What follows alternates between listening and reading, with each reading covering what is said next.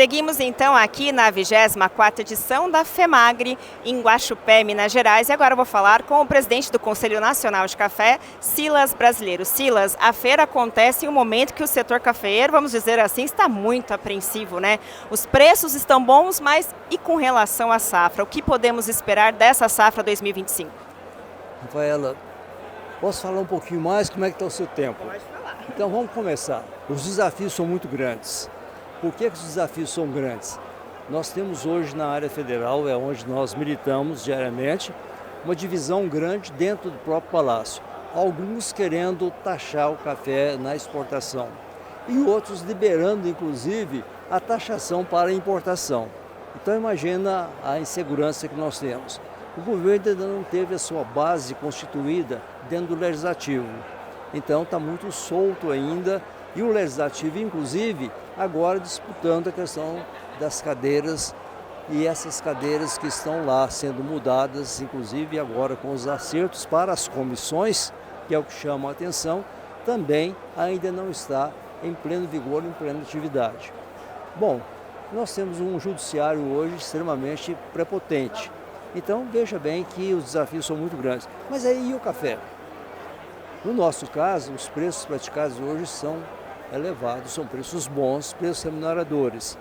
Precisamos, então, alcançar como fazer com que isso possa, por um tempo maior, manter realmente essa remuneração para o produtor. Nós não queremos que venha um momento de preços melhores e depois os preços caem a nível que o produtor comece a pagar para produzir. Então a nossa preocupação é uma ação imediata, uma ação direta para que esses preços possam prosseguir, possam continuar e o produtor seja remunerado. Nós tivemos nesse período, por exemplo, aí, longo, os produtores trabalhando com preços abaixo do custo de produção. Nesse período nós tivemos alta de combustível absurda, problemas com mão de obra, porque a falta de mão de obra elevou muito o custo, no caso, para a contratação. Estamos vendo isso agora, inclusive. Participamos de 2 pactos para melhorar a relação trabalhista. Agora vem o 3º pacto e nós estamos trabalhando, inclusive, para garantir a dupla visita para os nossos produtores. Se não foi agressão ao ser humano, o desrespeito ao trabalhador e à trabalhadora, que o fiscal, o auditor fiscal, volte numa 2ª visita e vê os reparos. Às vezes é o alojamento, às vezes é banheiro químico que estava faltando naquele momento, que ele então volte numa 2ª oportunidade e não auture o nosso produtor. E fazer um trabalho educativo, não só um trabalho punitivo entre o auditor e os nossos produtores. Então é um trabalho intenso, o desafio é grande, mas e o outro lado? A condição climática hoje é diversa, Brasil e para o mundo. A razão dos preços estão mais elevados. Mas é amanhã como vai ficar efetivamente esse mercado. Então nós estamos montando também uma equipe do Conselho Nacional do Café, que é patrocinado pelas nossas cooperativas, ou mantido pelas nossas cooperativas, para um trabalho no exterior, principalmente no mercado europeu e americano, para eles falarem daquilo que nós somos como produtores de café, no princípio da sustentabilidade, tanto ambiental como social. Nós falarmos de nós para nós mesmos, não adianta. Então a equipe é equipe europeia, equipe americana, falando no dia a dia daquilo que tem se comunicado a quem? Aquele que toma o café, que está lá na ponta. É o jovem, é o da meia idade, são os mais idosos, mas nós temos que falar diretamente para ele, porque ele é que toma o café.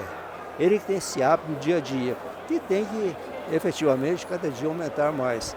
Internamente, pesquisa, baixar custo de produção, ser mais eficiente e, consequentemente, nós temos café para mantermos o abastecimento do mercado normalmente com qualidade, como nós produzimos hoje.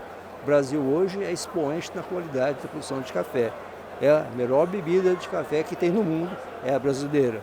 Não é por acaso que o colombiano importa o café do Brasil, troca a embalagem e exporta como se fosse deles.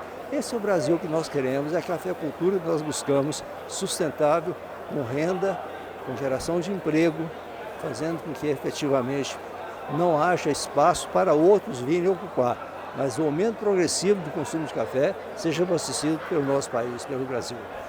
Com relação a essa questão da mão de obra mesmo, né? Eu sei que isso é uma preocupação na lavoura, ainda mais agora nesse período que está se aproximando a colheita, né? Então queria saber que tipo de ação, que tipo de fato, medidas estão sendo tomadas para mitigar um pouco, né? Esse, vamos dizer, esse desafio maior ainda para a cafeicultura. Exatamente.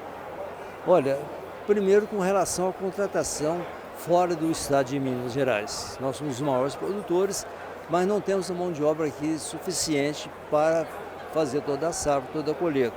Mostrando para o governo que cada ação punitiva que ele faz e cada forma que ele adota de burocracia para contratar, inclusive faz com que nós venhamos a comprar mais máquinas, mais equipamentos, e isso vai trazer mais desemprego.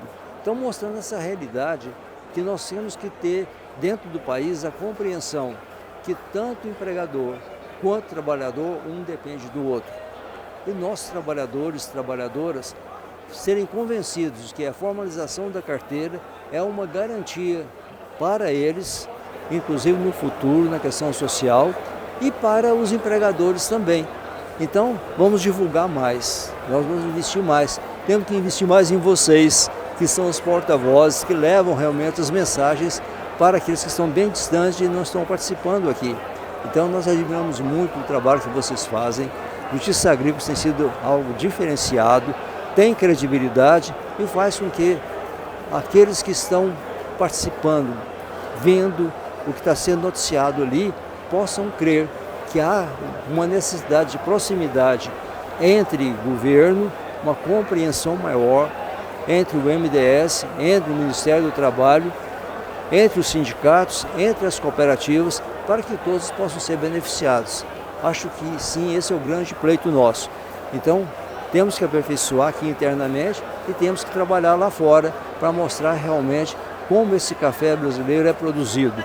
Diferenciado, bom, agradável ao paladar e que os nossos produtores possam ser remunerados tanto quanto os nossos trabalhadores e trabalhadoras.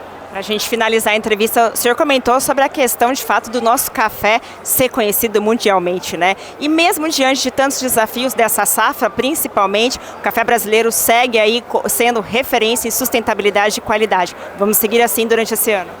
Sim, eu acho que isso é o mais importante que nós temos que fazer. E é interessante, se você fizer uma análise, nós tivemos 2018, 2020, safras que são diferenciadas. Mas ao longo dos anos que nós produzimos café, nós temos mantido, nos últimos 4 anos, uma média de 60 milhões de sacas. Esse ano, com tudo o que aconteceu, mas nós vamos mais uma vez manter 60 milhões de sacas para o mercado. Maravilha, Silas. Muito obrigada pela sua participação. Nós te agradecemos a oportunidade. Um grande abraço, muito obrigado. Bom, seguimos então aqui acompanhando a FEMAGRE, trazendo todas as notícias e informações da feira para você.